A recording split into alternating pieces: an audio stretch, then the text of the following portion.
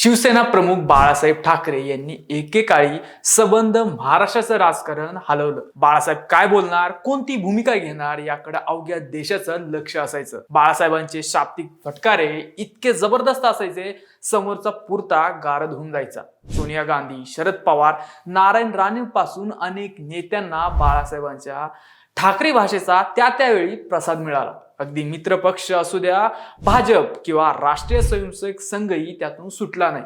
बाळासाहेबांची ठाकरे भाषा काय चीज होती हे जाणून घेऊया आजच्या भागातून.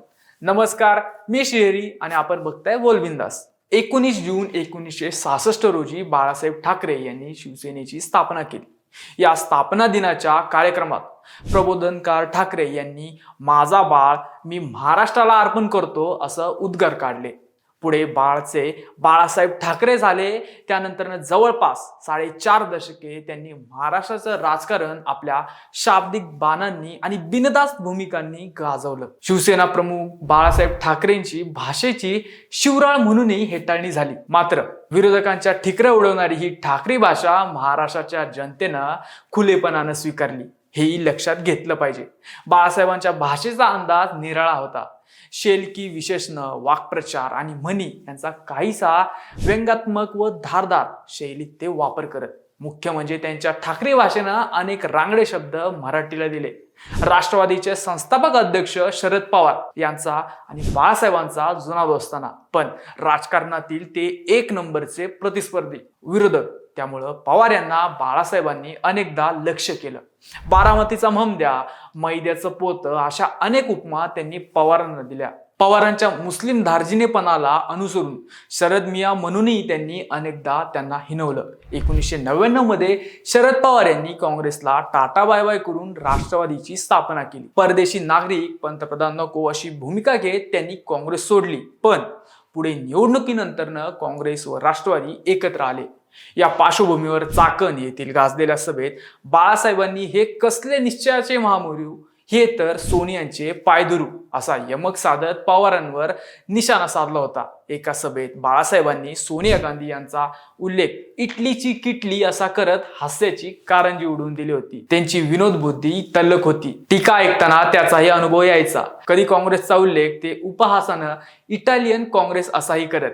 मित्रपक्ष व मित्रपक्षाचे नेतेही बाळासाहेबांच्या तावडीतून सुटले नाहीत. भाजपचा उल्लेख ते सर्रास कमळाबाई असा करत. 1985 ला भाजपने साथ सोडल्यानंतर कमळी आम्हाला सोडून गेली अशी त्यांनी टीका केली होती. तर आडवाणी यांनी बॅरिस्टर मोहम्मद अली जिना यांचे उदात्तीकरण केल्यानंतर कमळाबाई जिनावरून सारख्या का घसरतात असा श्लेष त्यांनी साधला होता. राष्ट्रीय स्वयंसेवक संघाची तर पांढऱ्या मिशांचा संघ म्हणूनही बाळासाहेबांनी खिल्ली उडवली होती.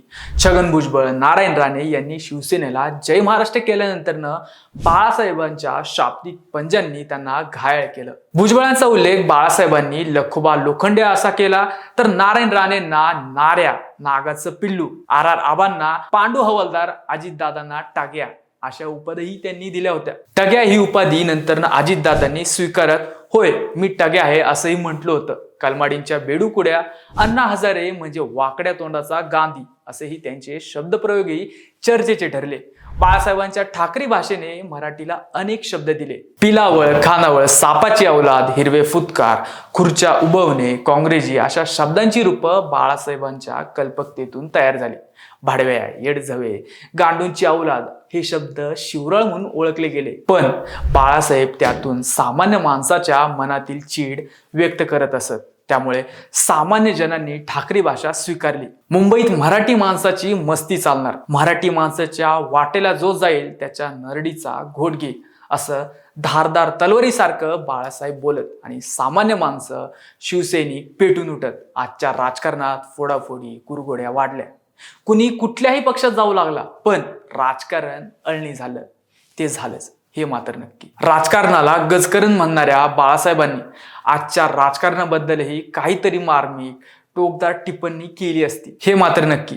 आजच्या जयंती दिनी बोल बिंदास कडून बाळासाहेबांना विनम्र अभिवादन.